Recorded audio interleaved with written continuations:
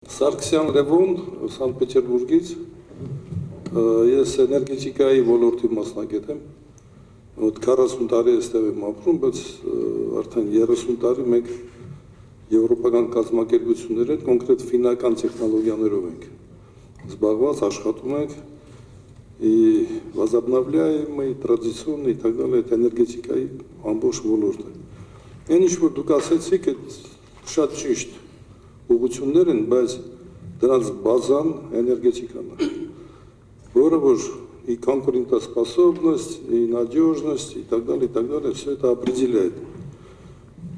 Ես Հայաստանի էներգետիկայի հետ շատ ծանոթ եմ, վերջի երկու կազմի հետ հանդիպել եմ կառավարության պրոտոկոլները, կանոնները, որոշումները, եթե էներգետիկայի հարցում չկարգավորվի ամեն ինչը, սակագինը տեղը չընկնի, գազի ոչ թե գինն էլ կարելի այշացնել, բայց գազի ծախսը այսօր 35% պոտենցիալ ունի Հայաստանի գազի ծախսը իջեցնելու։ Հետո մի խնդիր էլ կա, այն ինչ որ դուք ասացիք, գյուղատնտեսությունը, туриզմը, բարձր տեխնոլոգիաները, այդ ամեն ինչը մեկը գալիս են էներգետիկայի համակարգի կայունության վրա են նստում, չէ, ստաբիլնիստ, напряжение, частота и так далее։ Մեր մոտ Հայաստանում շատ օրինակ ալյումինի գործարանը կանազ и так далее։ Դրանք մեծ խնդիրներ ունեն, որ ստաբիլ չի Հայաստանի էներգոսիստեման։ Որպես էներգետիկա մենք избыточный ենք, շատ ենք արտադրում, բայց այն ինչ որ ունենք, այդ ստաբիլ չի։ Հայակին խնդիրներ է ստեղծում այդ գործարաններում, тем более այդ բարձր տեխնոլոգիաների վրա։ Այդ կողքից ոնց որ ասած, էներգետիկայի պրինցիպը, ասենք, կոնցեպցիան, ես նայել եմ ծրագիրը, երևի ծրագիրը միջի հիմա չի փոխվի, 2 տարի առաջ եմ նայել Կարապետյան Կարենի ժամանակ, ու ծրագիրը կոնկրետ ոչ մի բան չկար այդ ծրագրի մեջ։ Արևային եւ այլն, արևայինը շատ ճիշտ է, բայց պետք է մի քիչ պատկերացնել, որ այդ արևային համակարգը շատ լուրջ զգուշ պետք է մոտենալ, որ այդպես արտադրություն դրվի, ինքը դեմը պերսպեկտիվա ունի, արևային ֆոտովոլտային մասին է խոսքը, որտեղ արևային կա կոլեկտորները, որը որ հիմա հյուսիսային Եվրոպայում են դնում, տաք ջրի ջերուցման, հովացման խնդիրներն են հանում։ Մենք դրանով զբաղվում ենք, շուտով մի հատ կդնենք բանում կոմբինիրованный համ վոլտային, համ ջերուցման։ Երևանի կողքն դեռ Սակաշի կա, արդեն ուղարկել ենք տեղը հասել այսօր։ Բայց այդ ամեն ինչը արևային է այսօր մի քառակուսի մետրից, ասենք, մոտ 150 կիլովատ է տալիս, վատ, 150 վատ։ Իսկ ջերմային կոլեկտորը արդեն 1 կիլովատ, 6 անգամ ավելի производительն է։ Շատ բաներ կա, բայց պետք է ամեն ինչ իր տեղը գտնվի։ Իսկ այդ կոնցեպցիայի մեջ պետք է մտնի։ Իսկ կոնցեպցիան պետք է պետության սեփականություն լինի, որ վաղը ես իմ կոնցեպցիան չգրեմ, մյուսը իրանը չգրի, մյուսը իրանը չգրի։ Այդ պետք է լինի ու տրվի любой ինվեստորին, ասվեսը։ Այս քո ուստավն է, քո կոնցեպցիան է, գնա աշխատի։ Դե էլեկտրական մասում սովետի ժամանակ էլ մեր էլեկտրիկները ավելի մի գլուխ բարձր են տեպլավիկներից։ Տենց դրված կար։ Մինչև հիմա Ռուսաստանը չի կարողանում լուծել ԺԿԽ-ի հարցը։ Չի ստացվում, որտեղ սխալ բաներ շատ կա։ То есть ոչ թե неэффективный է, բայց ես այդ սխալ եմ համարում, որտեղ քանի տարի կարող է неэффективный լինի։ Չի կարող 10-20 տարի неэффективный, ուրեմն սխալ է։ Ոչ իմ, այդպես խնդիրներ կա, որը որ անպայման պետք է լուծվի, որ այդ բազան մաքրվի, ճշտվի եւ մյուս քայլերով դաշը գնալ, առաջ գնալ։ Շատ լավ, շատ շնորհակալ եմ, շատ կարևոր հարց եք բարձրացնում։ Իրականում էներգետիկայի մասին իմ խոսքում չհիշատակելը կապված է նրա հետ, որ դա մի բան է, որը, ինչպես ասում են, само собой разумеется։ Այսինքն ամենակարևոր ենթակառուցվածքային հարցն է, բայց ես ձեզ ասեմ, էներգետիկայի ոլորտում մենք մեր խնդիրները, որքան էլ տարօրինակ կարող է հնչի, նույնպես կոռուպցիոն բնույթի խնդիրներ են առաջին հերթին։ Ես ձեզ մի օրինակ բերեմ։ Ռուսաստանի Դաշնության մեր գործընկերների հետ երբ որ խոսում ենք, իրենք համենայն դեպս շատ լուրջ ներկայացուցիչներ շատ զարմանում են իմ տված մի տեղեկատվության վրա։ Երբ որ իրենք ասում են, որ Ռուսաստանը Հայաստանին ամենաէժան գազն է վաճառում, ես ասում եմ, որ կներեք, բայց Հայաստանի քաղաքացին համաձայն չի ձեզ հետ, որ Ռուսաստանը Հայաստանին ամենաէժան գազն է վաճառում, որովհետև սահմանին այդ գազը $150 է, իսկ մարդկանց տներ մտնում է $300։ Ու բոլորի ռեակցիան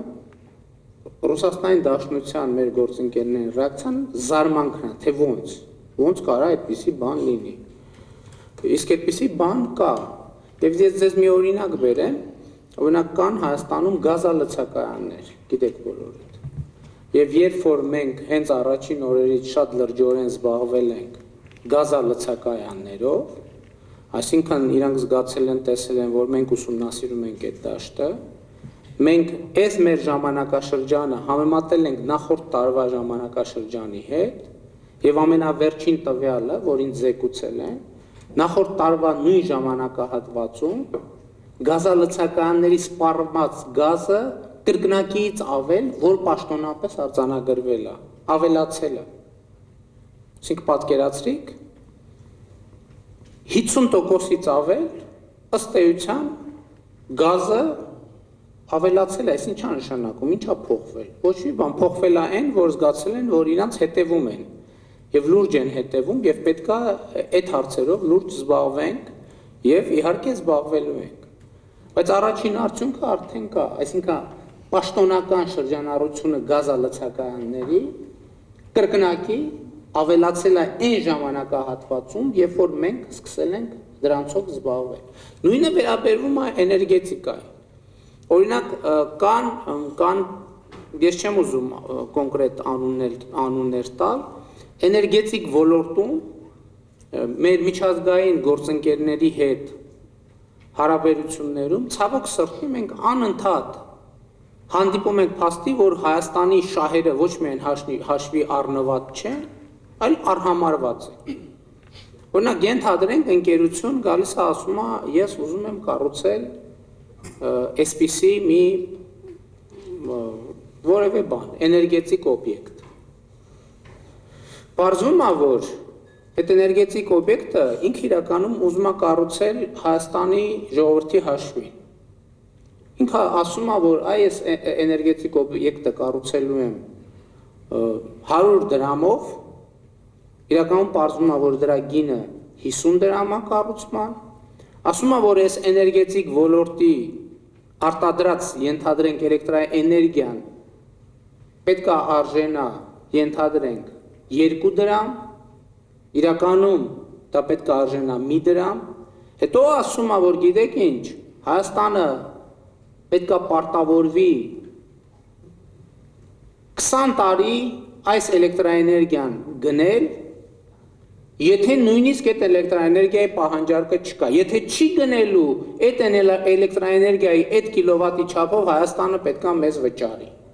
Ու պարզվում է, որ Հայաստանում գտնվել են մարդիկ, որ այդ թուղթը ստորագրել են եւ համաձայնության են եկել այդ միջազգային կորպորացիայի հետ։ Այսինքն մենք երկու շաբաթ առաջ քննարկում ենք Հայաստանի էներգետիկ ռազմավարության հարցերը,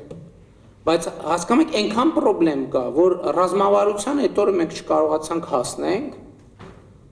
որովհետև մենք մտածում ենք այս փոսից ոնց պետք է դուրս գանք, երբ որ ակնհայտորեն Հայաստանի շահերը արհամարված են։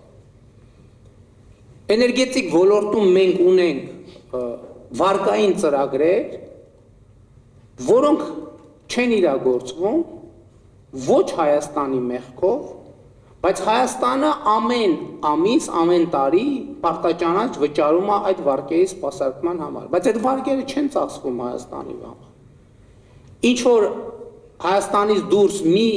սուբյեկտը եւ երկրորդ սուբյեկտը իրենց պարտավորությունները չեն կատարում, բայց դրա համար վճարում է Հայաստանի Հանրապետությունը։ Ու բարձում է, որ Հայաստանում եղել են մարդիկ, որ այդ պայմանագրի տակ ստորագրել են։ Այդ մարդիկ խելքները չի հասել ստորագրելին, կներեք չեմ հավատում, որ խելքները չի հասել։ Լավ էլ հասել է եւ իմացել են ինչ են ստորագրում, ուղղակի իրանց Հայաստանի շահը չի հետաքրքրել, իրանց հետաքրքրել է իրանց գրպանի շահը։ Ու մենք հիմա շատ հստակ ասում ենք, ընդ որում հետաքրքիր ձեզ մի բան ասեմ։ Ինչին մոտենում ենք։ Ասում են, պայմանագրում կետ կա, որ միջազգային արբիտրաժ կարա դիմի այդ։ Էս էլ իրա հերթին, ասում են, էդ էլ ու պրծ։ Էլ ոչի բան, բայց մենք հստակ ասում ենք, որ կներեք, երբ որ տեսանք, որ դա ոչ թե մի դեպք է, երբ որ մի դեպք էր, ասում ենք, լավ դե հենց անենք, տեսնենք ոնց ենք անում, տենց պատմությունների մեջ չընկնենք, բայց երբ որ տեսանք դա ոչ թե մի դեպք է, այլ 5, 6, 10 եւ համատարած, ասենք, կներեք, չեղավ, սենց մենք չենք կարա շարունակենք։ Իսկ էներգետիկ ոլորտում իհարկե մենք լուրջ պրոբլեմներ ունենք եւ էներգետիկան պարզա, որ հանգյունակարային նշանակություն ունեցող ոլորտ է եւ մենք պատրաստվում ենք կարգի բերել այս ոլորտում եղած նաեւ խնդիրները եւ մենք այո նաեւ միջազգային ներգրաված պարտներներին ուղղակի ասում ենք, որ այս պայմաններով չի լինի, եկեք պետքա վերաբանակցենք եւ մենք ֆորմալ ստորագրությունների հետևից չեն գնա, այնտեղ որտեղ Հայաստանի շահը պահպանված չի եւ կներեք ցինիկաբար պահպանված չի, մենք ուղղակի կկանգնացնենք process-ները եւ դուք պարտավոր եք գալ նստել սեղանի շուրջ եւ մեզ հետ բանակցել։ Մենք չենք ասում ձեր շահերը պետքա արհամարենք, բայց որևէ մեկին թույլ չենք տա, որ Հայաստանի շահը արհամարվի։ Համեցեք։ Շնորհակալ եմ։ Պարոն վարչապետ, մենք պատրաստ ենք այդ սկզբից կոնցեպցիան, այդ ծրագիրը եւ այդ ծրագրի հիման վրա, որ դա շարժվել։ Ինչի համար, որովհետեւ առաջվա Ռուսաստանում էլ նույն սխալները ամբողջ ՍՆԳ-ում էլ, եթե ինվեստորը գալիս է գումարով, իր գումարով, արդեն աչքերը փակում են, ասում դե գնա ինչ ուզում ես արա։ Այ ամենամեծ սխալը դա է, որը որ վնաս է բերում ռեսպուբլիկային։ Նույն բանը ես անցյալ կազմերի հետ եմ հանդիպել, ասում եմ, դե արեք կամ ուրիշը կգա, ուրեմն ես կամ ճիշտ անեմ, մի 20-30 ինվեստոր սխալ անեմ, ինչ է, վերջը ինչ է ստացվել։ Դրա համար մենք պատրաստ ենք, մենք ինչի ֆինական տեխնոլոգիաների մասին է խոսքը, որովհետև ֆիները չունենալով ոչ մի ռեսուրս, բացի ջրից, տորֆից, մի քիչ փայտից, որովհետև դաժե իրանց լանդշաֆտը հավասար է, հիդրոկայանները շատ քիչ ունեն։ Ամենացածր տարիֆներն է Եվրոպայում, Գերմանիայից, Անգլիայից, Ֆրանսիայից, Իտալիայից, էլեկտրոէներգիան, տեպլոէներգիան եւ մյուս հարցերը։ Եվ ֆինական մասնագետներին ես բերել ենք։ Մենք Մայրաթորի ամբողջ տարածքը 2005 թվականին ֆինական տեխնոլոգիան շահեցինք տենդերը, այնտեղ մոտ 15 մասնակիցներ կային։ Եվ ամբողջ տարածքը ջերուցումը եւ տակջուրը ֆինական տեխնոլոգիայով արեցինք։ Ուրիշ հարց, որ լավ չեն հետևում եւ այլն, բայց 15 տարի աշխատում է ու գլխավոր ինժեները բանը բոլորը շատ բարձր կարծիք է։ Ու ուրիշ աշխատանքներ անում ենք, բայց գլոբալ չեն։ Պետքա գլոբալ հարցեր լուծվի, որ մանրը արդեն ճիշտ հողի վրա, մանր հարցը ճիշտ հողի վրա նստի։ Այնպես որ Ես մոռացա ձեր բարձրացած մի հարցի անդրադառնալ սակագների հետ կապված հարցին։ Ես իհարկե հիմա չեմ ուզում որևէ հայտարարություն անել այդ թեմայով, բայց ասեմ, որ ես հանձնարարել եմ, որ աշխատանքային խումբ ստեղծվի, ով ձեր ասած թեման կոնկրետ շատ մանրամասն կուսումնասիրի, սակագների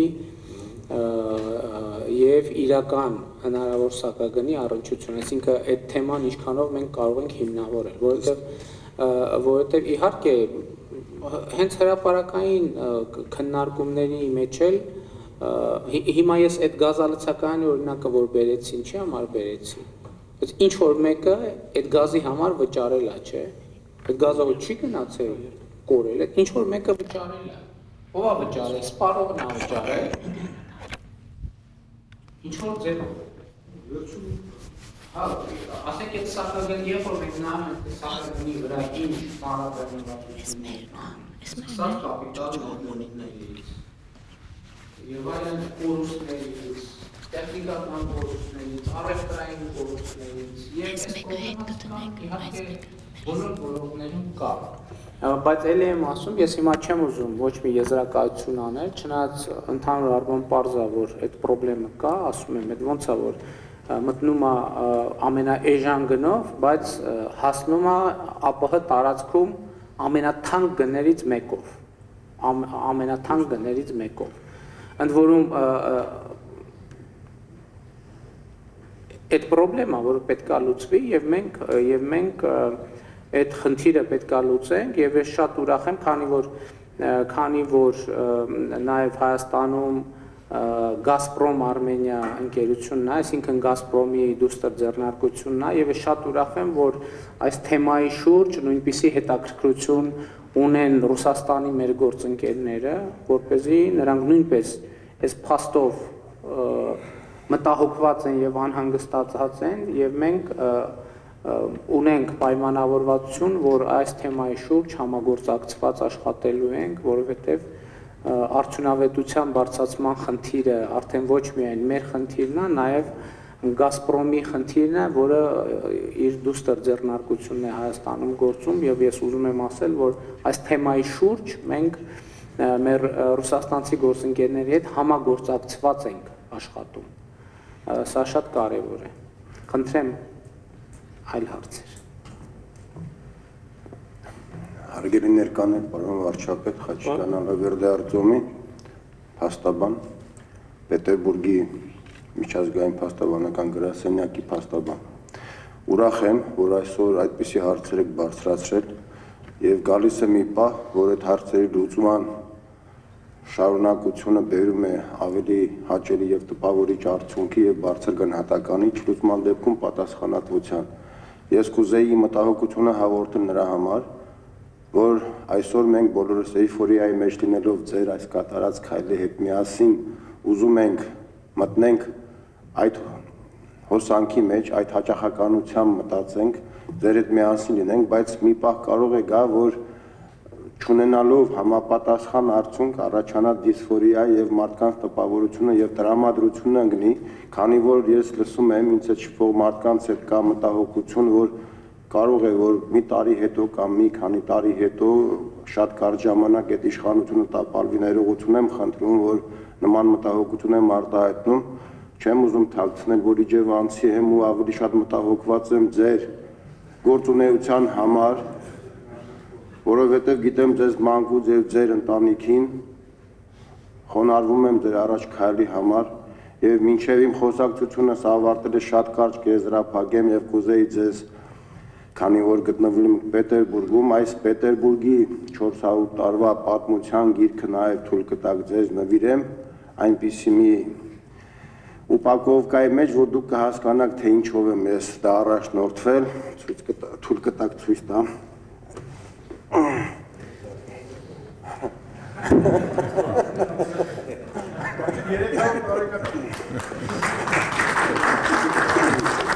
Ուրեմն, պարոն վարչապետ, հասկացեք, որ այսօր մենք Սփյուռքում ապրելով ունենք խնդիր, ունենք պրոբլեմ, որ այդ պրոբլեմի լուծումը մեր համախմբվածության պակասության արդյունքն է։ Երկու շաբաթ առաջ Մոսկվայում եղել է էկոնոմիկական ֆորում, որ Հայաստանի սահմանամերձ ուրեմն գյուղերում ներդրումներ անելու եւ այդ ֆորումը կազմակերպել էր Սոյուզարմյան Ռուսիայի, որի արդյունքներից ոչ մի նորություն կամ ներդրում չկա։ Ես գիտեմ, որ շատ մարդիկ մեր ներկա ընկերները բոլորը հայրենասեր են։ Ես գիտեմ, որ իմ ընկերների իմ շրջապատի մեջ կան մարդիկ, ովքեր որ այսօր արտասահմանում ավելի շատ ներդրումներ իրենց ապրուստի, իրենց հանգստի համար ավելի շատ են մտածում, քան Հայաստանում։ Եվ ես կուզեի, որպեսզի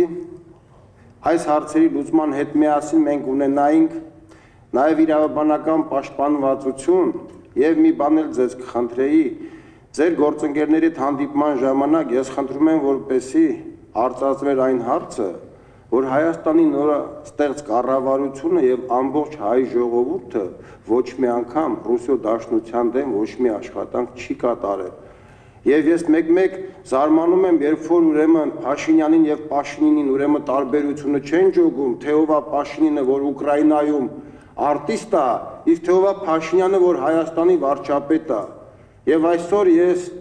հպարտ եւ հիացած եմ, որ եթե մենք այսօր այս պահին գտնվում ենք մեր վարչապետի ներկայությամբ, գոնե եկեք մեկս մեկի հանդեպ լինենք աղքերց եւ փորձենք մեր ներքին համախմբվածության արդյունքով կարողանանք, եթե առանձին չկարողանանք ներդրումներ կատարելու, գոնե ստեղծենք մի կառույց, որ կարողանանք ինչ որ ներդրումը եթե կատարելու լինենք, դա կլինի ֆոնդի կարգավիճակով, թե Հայաստանում ստեղծված ֆոնդի, որ դա կլինի օբլիգացիաների կամ ինչ որ տեսքով դա էմիսիա կարվի, որպեսզի Պետերբուրգի հայ կամ ասենք գործարար անհատական կամ ինչ որ համախմբված կարգով ունենան այդ հնարավորությունը մասնակցելու Հայաստանի տնտեսական կյանքին, կարողանան Հայաստանից ունենան պաշտպանվածություն, որ դա ազգային շահի մեր նպատակների համար ճիշտ, մեր գոյատևման, մեր ապագայի համար ճիշտ կարող է ծառայել։ Եվ ես դրա համար կուզեի մտահոգությունը հայտնեմ եւ շնորհակալությունը հայտնեմ, թույլ կտակ փոխանցեմ եւ դուք արդեն գնահատականը կտաք։ Կարելի է մոտենալ։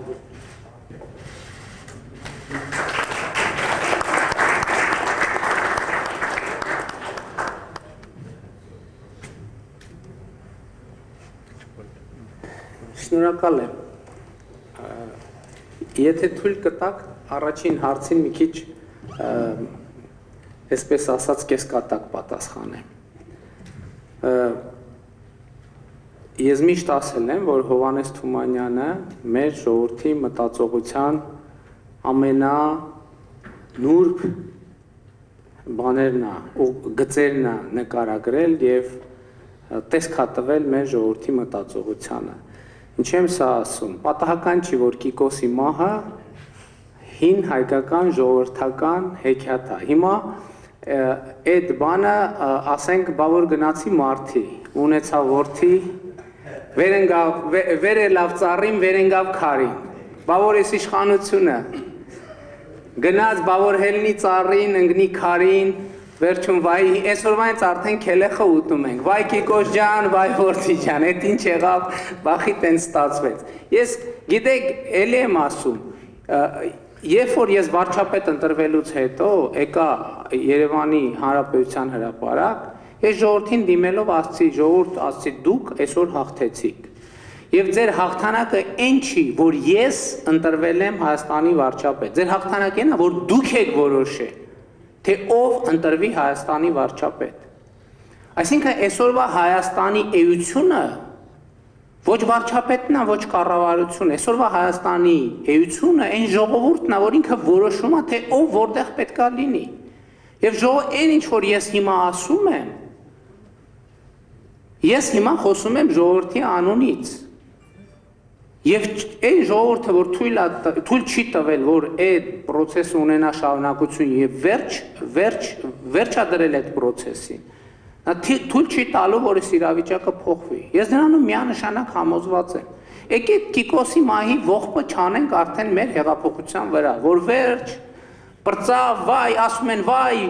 2 ամիս անցավ, բա ինչի մենք Սինգապուր չենք արդեն, բա մենք սրա համար ենք պայքարում, 2 ամիս հետո մեր բանը մենք արդեն չգիտեմ ինչ չենք։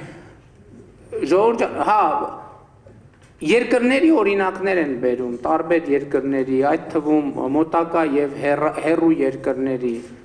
Ասենք եկեք զուգահեռներ անցկացնենք, թե որտեղ ինչ ժամանակաշրջանում ինչա տեղի ունեցել։ Մենք հիմա բոլոր չափումներով, բոլոր նախկին փորձերից առաջ ենք։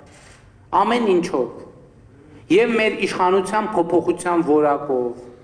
եւ այսօրվա մեր քայլերի արդյունավետության որակով։ Ես չեմ տեսնում պատճառ, օրինակ մեկը կարա բացատրի, թե ինչի Հայաստանի գործող կառավարությունը պետքա ձախողվի։ Ինչ պատճառ կա դրա համար։ Եթե նույնիսկ կառավարությունը ձախողվի, ինչի պետքա ժողովուրդը ձախողվի։ Ինչի պետքա դուք ձախողվեք։ Մենք այսօր ի վերջո մեր մասին չենք խոսում, մենք այսօր խոսում ենք ձեր մասին։ Եվ մեր նպատակն է, որպեսզի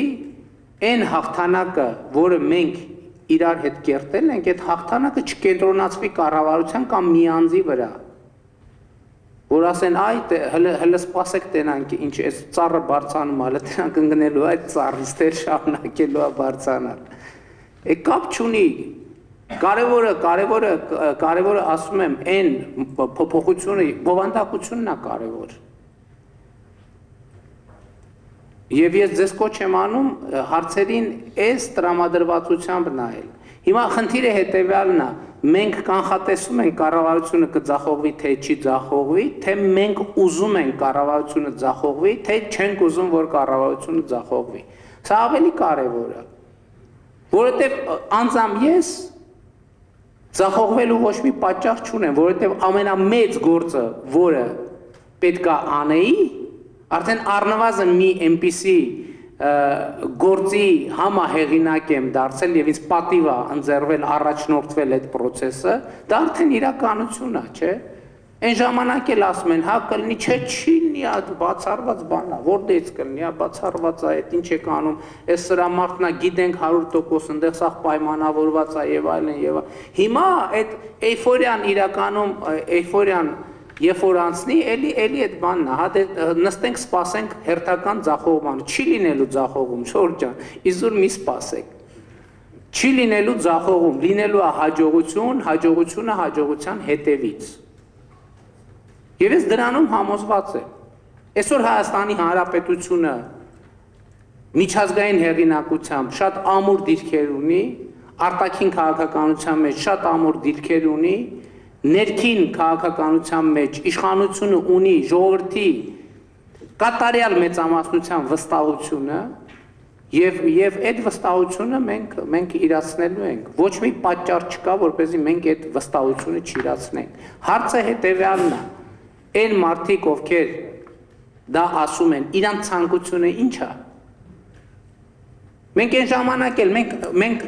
Իմիջայլոց քայլարշավը սկսելուց առաջ մենք չենք ասել, ես երբեք չեմ ասել, որ ժողովուրդ մենք հիմա անելու ենք հեղափոխություն, մենք անելու ենք իշխանափոխություն։ Ես ասել եմ, որ մենք ստեղծելու ենք հնարավորություն, որպեսզի ժողովուրդը կայացնի իր որոշումը եւ ի ցույց դնի իր որոշումը։ Եվ եթե ժողովուրդը որոշեց, ես ինձ համարում եմ երաշխավորը, որ այդ որոշումը ի կատարածվելու։ Հիմա նույնը վերաբերում է տնտեսությանը։ Մենք տնտեսությունը այդ մարդիկ միջև հիմա այդ հին ընկալման մեջ են, որ կառավարությունը աշխատատեղ ստեղծող մարմինն է, ոչ մենք հնարավորություն ենք ստեղծելու, ազնիվ անկեղծ հնարավորություն, որ դուք գաք եւ ստեղծեք այդ աշխատատեղը, դուք գաք տնտեսական գործունեություն ծավալեք, շահույթ ստանաք եւ շահույթ բերեք ուրիշներին։ Հարստանաք եւ հարստացնեք ուրիշներին, ավելի հարստանաք, եթե հարստեք եւ հարստացնեք ուրիշներին։ Մենք այդ հնարավորությունը ստեղծում ենք։ Հիմա մենք այն ժամանակ ինչ ենք անում, ասում ենք քայլ արա։ Հիմա էլ ենք ասում քայլ արա։ Այնտեղ այն մի քայլը արվեց, ստացվեց, հաջորդ քայլը արեք, ինչի պետքա չստացվի։ Մենք ստեղծում ենք հավասար հնարավորություն։ Ես երաշխավորում եմ, որ Հայաստանի վարչապետը կոռուպցիոն որևէ գործարքի մեջ չկա ու չի լինելու, ես դա երաշխավորում եմ։ Եվ կարծում եմ, որ դուք բոլորդ գիտեք, որ ես չեմ կատակում եւ բան չեմ կեղծում, այդպես էլ լինելու է։ Մենք ապահովում ենք հավասար հնարավորություն, օրինականություն, խաղի հավասար կանոններ բոլորի համար։ Մենք այդ դաշտը ստեղծում ենք, ձեր ընտրությունն է, օգտվել այդ դաշտից թե չէ։ Էլի եմ ասում, դուք հսկայական գումարներ եք ծախսել Հայաստանի վրա, ծախսել եք բարեգործությամբ, եկեղեցիներ կառուցելով, որպեսզի եկեղեցու մեջ որևէ մեկը փայտ չմտնի։ Հիմա այդ խնդրը վերացած է, ուրիշ խնդրեմ կա, այդ եմ ասում, եկեք քննարկենք այդ խնդիրները լուծենք բոլոր խնդիրները, ինչ որ լուծելի է։ Բայց քայլը պետք է արվի։ Այսինքն հիմա մենք ինչ ենք ուզում ենք էլի հին մոդելի իշխանություն, որ հիմա իշխանությունը գնա բերի միտեղից 100 միլիոն միտեղից ճարի, իր հորոխորդ տղեկով վերցնի ասի դե ոչ մեկ չի զարգացնում տնտեսությունը, ես ես ներդրումն եմ անում, այստեղ եմ ներդրում անում, այստեղ եմ ներդրում անում, այստեղ եմ ներդրում անում։ Եվ գանք նույն իրավիճակի առաջ կանգնենք։ Ոչ, ես այդ մոդելը մերժում եմ։ Եվ ես ասում եմ իշխանության մնալը բազմիցս հայտարարել եմ, քանի ժողովրդի վստահությունը ունեմ, կլինեմ վարչապետ, որ պահին զգամ, որ չունեմ այդ վստահությունը, ինձ համար ոչ մի խնդիր չի, իմ բանը ռյուկզակը վերցնել, գնալ մեր տուն նորից։ Ոչ մի խնդրեմ չկա։ Եվ զբաղվել այլ գործերով։ Հիմա մենք ինչ ենք ասում ենք ձեր քայլ անելու համար դաշտը ստեղծված է եւ ստեղծվում է եւ ավելի բարենպաստ կլինի։ Խնդրում եմ դուք էլ արեք, մենք անում ենք մեր քայլը, դուք էլ արեք ձեր քայլը, այսքան բան։ Հա, Ռուսաստանի Դաշնության դեմ երկու բաներ կար, երկու հարցեր կար։ Գրել եմ, կներեք որ։ Հա, ֆոնդի թեման։ Այդ գաղափարը, որ շատ հետաքրքիր գաղափար է եւ մենք հիմա քննարկում ենք այդ գաղափարի իրագործումը։ Այսինքն գաղափարը հետեւյալն է, ոչ թե լինի բարեգործական հիմնադրամ, այլ լինի ինվեստիցիոն հիմնադրամ, որը մենք հավաքենք գումարը, վստահելի թափանցիկ ձևով կառավարենք, որը նաեւ այդ գումարը կոմերցիոն հիմունքներով, բայց այլ սկզբունքներով ներդրումներ կանի Հայաստանի տնտեսության մեջ, որովհետև ճիշտ ասենք, մեկը ենթադրենք ունի $1000, որ կարա այդտեղ դնի, մյուսը 5000, մեկը 100,000, մյուսը 3 միլիոն, եւ նաեւ դիվիդենդներ բերի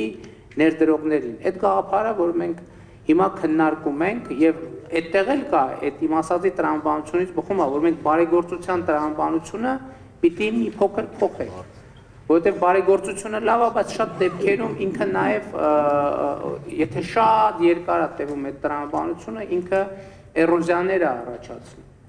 Օրինակ ես ձեզ մի օրինակ բերեմ, վերջերս քննարկում ենք բերքահավաքի ընթացքն էին քննարկում եւ լսել եք, չէ՞ որ Հայաստանում աշխատատեղեր չկան։ Հիմա բերքահավաքի թեման էին քննարկում եւ գյուղատնտեսության նախարարն ասում է, որ շատ են գահազանգեր ստանում, որ աշխատուժի խնդիր կա։ Բերքը հավաքելու process-ում չեն կարողանում մարդկանց ներգրավել։ Ասում եմ, ինչի չեն կարողանում ներգրավել։ Ասում եմ, որովհետև մարդիկ կան, ասում են, ինչի գանք 3 ամիս աշխատենք, փարոսից զրկվենք։ Էնա մեր տանը կմնանք, փարոսը կստանանք, մեր ինչին է պետք, որ գանք այդտեղ աշխատենք։ Այսինքն այսպիսի երևույթներ են սկսվել։ Ասենք մարդը հեռուստացույց չի առնում, ասում եմ, որ հեռուստացույց առնեմ, փարոսից կզրկվեմ։ Այսինքն փարոսում մնալը ավելի կարևոր նպատակ է երբեմն դառնում, քան ասենք ինչ որ թեկուզ մի փոքր աստիճանի սեփական ընտանիքի բարեկեցության աստիճանը բարձրացնել։ Նկատի ունեմ մենք պետք է օրինակ վերջերս ուզում եմ անկեղծ ասել, մենք մի քննարկում ենք ունեցել ու որոշել ենք, որ Հայաստանում խնդրենք, որպեսզի Հայաստանում լրատվամիջոցները գտնեն մարդկանց, ովքեր իրենք ուղղակի աշխատում են, իրենց ընտանիքը պահում են, ոչ թե իրենք մեծահարուստ են ներդրում են արել եւ այլն, այլ ուղղակի մարդը, օրինակ գյուղատնտեսության ոլորտում մի փոքր ինչ որ արտադրություն ա դրել եւ ինքը ինքնաբավ իր ընտանիքը պահում է։ Բարեգործության փառաբանումը պետք է փոխարինել աշխատանքի փառաբանումով։ Որովհետև այսօր ինչ երևույթներ ունենք, օրինակ ունենք նաև երևույթ, որ մարդիկ գալիս են նույն հեռու Սանկտ Պետերբուրգում, Մոսկվայում, Վլադիվոստոկում, գնում են ամենացածր աշխատանքը անում են, Հայաստանում այդ աշխատանքը չեն անում, որովհետև ամոթ է Հայաստանում այդ աշխատանքը անել։ Մենք իրականում պետք է մարդկանց կարողանանք ասել, որ ոչ մի աշխատանք ամոթ չի։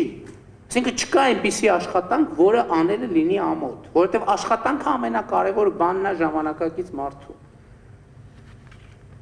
Այս շատ կարևոր է։ Նաև ուրիշ խնդիր կա, ասում են Հայաստանում աշխատատեղ չկա։ Այս պահին Հայաստանի Հանրապետության տեղեկատվական տեխնոլոգիաների ոլորտում 4000 թափուր աշխատատեղ կա։ Այսինքն եթե 4000 մարդ հիմա մտնի Հայաստան այդ մասնագիտացումով, 3 օրվա ընթացքում կգտնի աշխատանք, ընդ որում բավականին բարձր վճարվող եւ շատ բարձրանալու պոտենցիալով։ Մենք պետք է մարդկանց կարողանանք իցույց դնել, որ մրցունակության նախկին կանոնները չեն գործում, որ դու ես մեկի հորոխորդ տղեն ես, ընկերն ես, ես մեկի համար ընտրություն ես կեղծել, մեկի համար մարդ ես գյուլել պատի տակ, եւ այլն ժամանակակից չափանիշ ուրիշ է դու քո մասնագիտական հմտությունով եւ քո կրթական մակարդակով ինչ ունակություններ ունես եւ մենք պետքա մի բան կարողանանք մթնոլորտ ապահովել որ մեզանից յուրաքանչյուրը սկսած վարչապետից ավարտած զոդողով հասկանան որ ժամանակակից աշխարհը այդպեսին է եթե ամեն հաջորդ օր քո մասնագիտական մակարդակը ավելի բարձր չի քան նախորդ օրը դու հաջողություններ չես ունենալու այսօր մենք մեր դպրոցական երեխաներին պետքա բացատրենք որ պրեստիժնի է ոչ թե հանցագործելը եւ պատերի տակ պպզելը այլ եթե դու առնվազն 2 օտար լեզու չիմացար դու խնդիր ես ունենալու քո խնդիրն է առնվազն 2 օտար լեզու իմանալը մասնագիտություն ունենալը կրթություն ունենալը կարելի է այսօր ավելի քիչ հաց ուտել եւ այո ոչինչ մի քիչ նեղվել բանից հագուստից եւ խնայել կրթության վրա ծախսել իհարկե պետությունն էլ իր հերթին պետք է ապահովի որ այդ կրթությունը ռեալ հասանելի լինի այսինքն շատ լուրջ նրբություններ կա մենք անընդհատ բանի այսբերգի երևացող կողմը տեսնում ենք ու ճիշտ ենք անում որ տեսնում ենք հիմա մենք այս այսբերգի երևացող կողմը կտրել ենք բայց տակը հսկայական բան կա որ պետք է հետեւական դրա վրա աշխատենք եւ մեր բանը մեր արդեն ավանդույթ դարձած հորետեսությունը այն ժամանակ ասեն չի լինի ոչի բանա սա սարկած է ես գիտենք ոնց է ով հետ ոնց է պայմանավորվել հիմա հորետեսության նոր բանն է փուլն է սկսվել չի ստացվի երևի Կիկոսը երևի քելեխը հանեք բերեք բանը մորթենք ցուլը մորթենք քելեխն ուտենք բրծնենք գնանք տներով ես առաջարկում եմ այս տրամաբանությունից դուրս գալ Ռուսաստանի Դաշնության հետ կապված էլի շատ է խոսվում եւ խոսվել այդ մասին ես ուզում եմ հերթական անգամ ասել որ մեր հեղափոխության մեջ աշխարհակաղակական որևէ կոնտեքստ եւ դավադրություն չի եղել եւ աշխարհակաղակական որևէ արտաքին քաղաքական որևէ օրակարգ չի եղել հեղափոխության process-ի մեջ ոչ մի օտար արտերկրյա ուժ արևմուտքից արևելքից հյուսիսից կամ հարավից ներգրաված չի եղել եւ ես Ռուսաստանի մեր գործընկերների հետ շփումների ընթացքում ասել եմ սա եւ ես հպարտ եմ որ այսպես է որովհետեւ սա ոչ միայն մեր պետական եւ ազգային արժանապատվության հարց է այլև ինձ համար օրինակ նաեւ անձնական արժանապատվության հարց է որովհետեւ ես մեզ բոլորի շատ նվաստացած կզգամ ասում եմ մենք մեզ բոլորս նվաստացած կզգանք եթե պարզի որ ինչ որ մեկ ինչ որ տեղից եկել է մեր երկրում հեղափոխությունը արել առավոտել նստել նախաճաշելա թռելա օթանավը գնացել չի կարող այդպիսի բան լինի դա ինձ համար անձնական արժանապատվության հարց է Ռուսաստանի հետ մեր հարաբերություններում մենք արդեն ասել ենք սկզբունքները եւ մենք մտադիր ենք Ռուսաստանի հետ մեր հարաբերությունների մակարդակը եւ որակը բարձրացնել եւ ես կարծում եմ որ մենք այդ ճանապարհ համոզված եմ չեմ կարծում մենք այդ ճանապարհին ենք իհարկե ռուսական մամուլում փորձագետների շրջանում դեռ կան վերլուծություններ որ սրանք արևմտյան են այս ինչ են անում մենք անում ենք հետեւյալը մենք առաջնորդվում ենք Հայաստանի ազգային շահերով եւ մենք ասել ենք որ մեզ համար Եվրասիական տնտեսական միության անդամ լինելը եւ հայ-ռուսական ռազմավարական գործընկերությունը շատ կարեւոր է եւ մենք ամեն ինչ անելու ենք այդ ուղղությունը զարգացնելու համար եւ մենք վստահ սկզբունքորեն շարժվում ենք այդ ճանապարհով եւ մենք Ռուսաստանի դեմ իհարկե ոչ մի բան չենք արել եւ չենք անի եւ հույս ունենք որ Ռուսաստանն էլ մեր դեմ ոչ մի բան չի արել Այս շատ կարևոր արձանագրում է, որովհետև մենք ասել ենք մեր հարաբերությունները պետք է հիմնված լինեն իրավահավասարության վրա։ Այո, Ռուսաստանը գերտերություն է եւ մենք փոքր երկիր ենք։ Եվ մենք սա չենք դնում հաշվարկից դուրս, բայց հարաբերությունների իրավահավասարության սկզբունքը շատ կարևոր է եւ ես շատ ուրախ եմ, որ Ռուսաստանի բարձրագույն իշխանության հետ հենց առաջին շփումների ընթացքում մեր ռուս գործընկերների կողմից շատ հստակ եղել է արձանագրում, որ Ռուսաստանը բացառիկ հարգանքով է վերաբերվում Հայաստանի Հանրապետության ինքնիշխանությանը։ Եվ ես սա կարևոր հիմք եմ համարում, սա նշանակում է, որ հայ-ռուսական ռազմավարական գործընկերության խորացման համար ոչ մի խոչընդոտ չկա։ Ոչ մի խոչընդոտ չկա։ Եվ իմիջայլոց կարծում եմ համոզված եք, որ նույն սկզբունքով մենք մեր հարաբերությունները կառուցում ենք եւ բոլոր գործընկերների հետ։ Այսինքն նկատի ունեմ իրավահավասարությունը։ Մենք նաև այդ դիրքերից ենք հանդես գալիս բոլոր պարտներների հետ հարաբերություններում եւ բոլորին ասում ենք, որ ժողովրդավարությունը մեզ համար արտաքին քաղաքական կողմնորոշում չի։ Որտեղ շատերը մտածում են, որ Հայաստանում ժողովրդավարական հեղափոխություն է տեղի ունեցել, ուրեմն պետք է արտաքին քաղաքական կողմնորոշման հետ կապված ինչ որ հետևանքներ լինեն։ Մենք ասում ենք, որ չի լինելու այդ հետևանքները, որտեղ մեզ համար ժողովրդավարությունը դա արժեք է, ոչ թե արտաքին քաղաքական կողմնորոշում եւ կարծում եմ բոլորը սա ընդունել են իգիտություն։ Կներեք եւ երկար ստացվում։ Կարելի է։ Համեցեք։ Աղասի Հովանեսյան, Արխանգելսկի օբլաստ։ Ուրեմն մի հարց, մենք գործընկերներով ուզում ենք գալ Հայաստան, ներդրումներ անել գյուղատնտեսության բնագավառում ու վերականգնել Հայաստանի հյուսիսային շրջանների գյուղերից մեկը, Ամասիայի շրջանը։ Այնտեղ հետաքրքիր գյուղ կա, որը կլիմայական պայմաններին համապատասխանում է անասնապահության Արխանգելսկի կլիմայական պայմաններին։ Այո։ Հիմա մի պատճառ կա, որը առաջի հերթին դա ճանապարհները ավելի վատթարագույն վիճակում են գտնվում, որ եթե որ գալիս ես աշխատանքը ստեղծում ես նույն տեխնիկաներով, նոր տեխնիկաներով, 6 ամիս հետո այդ տեղափոխումը Հայաստանի մի ծերից մյուս տեղը շատ դժվար է կատարվելու, վերջնական կետ հասցնելու, վաճառելու դեպքում այդ ասֆալտապատման պայմանները ինձ հետաքրքիր է, որովհետև հյուսիսային բոլոր գյուղերն էլ անհնար է գնալը եւ գալը։ Մեկ, երկրորդը իմ գործընկերները հարց են տալիս, դիմումը գրեցինք տեղի ղեկավարությանը։ 1 ամիսվա ընթացքում հարցի պատասխանը երկար ժամանակահատված է։ Գոնե հարցը դիմումը տրվել է, ասենք էլեկտրականությունը օգտագործելու խնդիր կա։ Եթե 1 ամսվա ընթացքում պետք է հարցի պատասխանը տան, երկար ժամանակահատված են, ինչի համար, որովհետև մյուս հարցը 1 ամիս, մյուս հարցը, այսինքն 1 տարվա մեջ հազիվ, ասենք Ռուսաստանում այդ խնդիրը կա, 1 տարվա մեջ աշխատանքի շինարարության թույլտվությունը ստանալու համար հարկավոր է 6-7 ամիս։ Դա շատ երկար ժամանակ է տևում։ Ասենք հարցերը մի անգամից տվեցվի, հարցի պատասխանը ստացվի, գործընկերներն էլ պարզ եւ հստակ իմանան ինչ են անելու, ինչպես են անելու, ինչքան ժամանակահատվածում իրանց ներդրումները գոնե օգուտ չէ, զերոն էլ է պլյուս։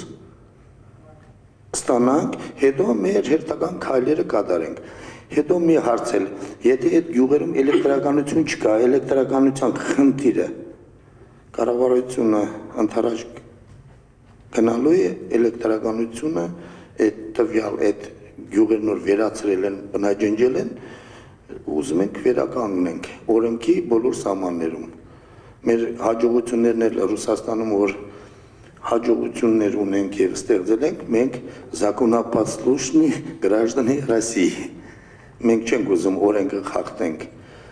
Ու նույն հաջողությամբ մեզ հարկավոր է ընդառաջել սկզբնական շրջանում Հայաստանի օրենսդրական այդ կարգու կանոնները մեր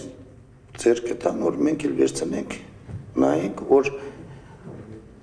չխախտենք, ոչ թե խախտել դիտմամբ այդ հասկացությունը կա, մենք չենք ուզում խախտենք, մեզի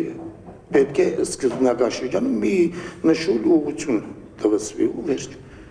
մենք պատրաստ ենք, հետո էլ ձեր ելույթից հետո այստեղ նստած բոլորը իմ ընկերիմ ընկերներն են, Արմենը ուզում է գա ինձ հետ ամասա ստեղծելու ասում է Ավասի ջան դու գնա նոր ես կգամ Համի ես պետք է գամ երթամ նոր իմ հետևից սաղել կա Այլ դու գնա տենանք ինչ արնում ես այդ Արդեն ես իմ քրոջս տղուն ընտարաճել եմ ինքը ունի 120 հատ կով Ամասայի շրջանում լճի ափին 120 հատ կով 200 հատ ոչխար ես արդեն իրանց ընտարաճել եմ այսինքն իմ ընտարաճերնելը այս ժամանակահատվածում արդյունքը կա Շատ լավ Հիմա մեծ մասշտաբով ենք մենք ուզում, մեծ մասշտաբով, ասենք 5-10 տղեկով, երթամ կանք աշխատենք։ Շնորհակալ եմ, որ արդեն իսկ քայլեր արել եք։ Այո։ Տեսեք, մենք ընդհանուր պատկերացմամբ, երբ որ ասում ենք, որ ինչ պետք է անի կառավարությունը, մենք մեր պատկերացմամբ կառավարության անելիքը այս տնտեսական process-ներում անելիքներից մեկը կարևորը ենթակառուցվածքների նորմալ վիճակը ապահովելն է, այդ թվում ճանապարհներ, էլեկտրաէներգիա եւ այլն, ինտերնետի հասանելիություն, մեր քաղաքականությամբ նպաստենք դրան։ Բայց օրինակ այդ ձեր բարձրացած հարցերը շատ կարևոր են եւ օրինակ հյուսիս-հարավ նախագիծը անցնում է այդ տարածքով, նաեւ մոտակայքով, բարձրավոր գյուղերի ճանապարհներին չի վերաբերվում դա, բայց մենք այսօր չնայած այդ նախագիծը այդքան թմկահարվեց, բայց մենք այդ նախագծի հետ կապված շատ մեծ խնդիրներ ունենք, շատ մեծ խնդիրներ, որովհետև ըստ էության արդեն բավականին երկար ժամանակ է փաստացի ամենակարևոր հատվածները կանգնած են, եւ հիմա մի հատված է կանգնած մի պատճառով, որ տեխնիկական հսկողություն իրականացնող կազմակերպությունը ինքը որը լուրջ կազմակերպություն է եւ եկել է ասում է որ այն ինչ որ դուք անում եք մասնավորապես բետոնի մասով չի համապատասխանում այն ստանդարտներին որ պետք է գոյություն ունենա եւ եթե մենք եզրակացություն եւ ըստ էության ես խորհրդակցություն եմ արել նաեւ այս թեմայով բոլոր գերատեսչությունների հետ, հիմա բոլորը ընդունում են, որ այո, այդպիսի խնդրեմ կա։ Դեռ իհարկե պետք է գնահատվի այդ խնդրեմի մասշտաբը, բայց ըստ էության նախնական կարող ենք ասել, որ բոլորը ընդունում են, որ ճանապարհը կառուցվել, որը պարզ չի, թե ինչ ճանապարհ է։ Այսինքն ինչքանով է այդ ճանապարհը ծառայելու, ինչքանով չի ծառայելու եւ այլն եւ այդպես շարունակ։ Այսինքն այստեղ էլ մենք խնդիրներ ունենք։ Նկատի ունեմ ոնց որ էներգետիկայի դեպքում այստեղ էլ այդ չի վիճակը, որ մենք եկել ենք քանդած ճանապարհ կա, որը պետքա ուղղակի կառուցել։ Հիմա բարձում է նաեւ կառուցած ճանապարհ կա, որը հենց այդքան էլ պարզ չէ, կառուցած ճանապարհը, թե ճանապարհը, որը պետքա քանդել, նորից սարքել կամ էլ թե չէ ճանապարհը արդեն սկսել է քանդվել։ Այս կարգի խնդիրներ կան, եւ այս խնդիրները շատ լուրջ խնդիրներ են։ Եվ ձեր ասածը ես լիովին ընդունում եմ, ժամկետների հետ կապված, եթե դուք մարմին ասելով նկատի ունեք տեղական ինքնակառավարման մարմինը, ես ձեզ հետ համաձայն եմ, եւ մենք քննարկում ենք արդեն մեր կարևոր խնդիրը հետեւյալն է, որ մենք կարողանանք այդպիսի մի կետ ստեղծել, խումբ մարմին ստեղծել, որը զբաղվի եկող ինվեստորների հարցերով։ Այսինքն եկող ինվեստորը ոչ թե գնա գյուղապետարան, էլցանց, ռեգիստր, ինչ որ բան անելու համար, գա դիմի այդ գրասենյակին, այդ գրասենյակը իր փոխարեն ամեն ինչը անի, վերջում զանգի ասի ձեր բիզնեսը պատրաստ է, եկեք վերցրեք եւ գնացեք գործունեություն ծավալեք եւ հիմա ձեր ասածը եւս մեկ անգամ ապացուցեց, որ դա շատ կարևոր անելիք է, դա այսպես ասած մեկ ներդրումային մեկ պատուհանի ստեղծման գաղափարն է։